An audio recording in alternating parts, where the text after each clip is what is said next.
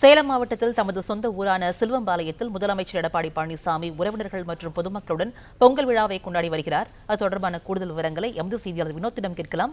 வினோத், முதலமைச்சர் எடப்பாடி பழனிசாமி பொங்கல் விழாவை தனது சொந்த ஊரில் கொண்டாடி வருகிறாரே, அது குறித்த கூடுதல் விவரங்களை பதிவு பண்ணுங்க. சேலத்தில் தற்போது தமிழக முதலமைச்சர் எடப்பாடி பழனிசாமி தங்கள் குடும்பத்தினுடன் பொங்கல் விழாவை கொண்டாடி மகிழ்வித்து வருகிறார். குறிப்பாக சேலத்துக்கு வந்திருந்த தமிழக முதலமைச்சர் இன்று காலை அவரது சொந்த கிராமமான எடப்பாடி பகுதியில் இருக்கக்கூடிய சிலுவம்பாளையத்திற்கு சென்றார்.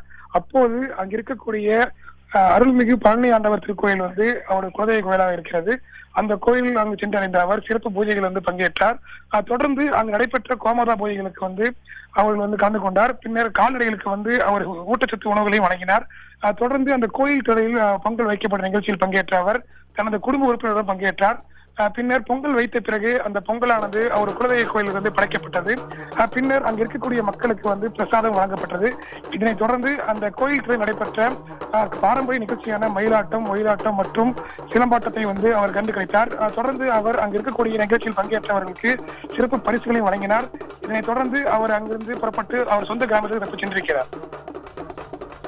இது தொடர்பான கூடுதல் விவரங்களுக்கு நன்றி.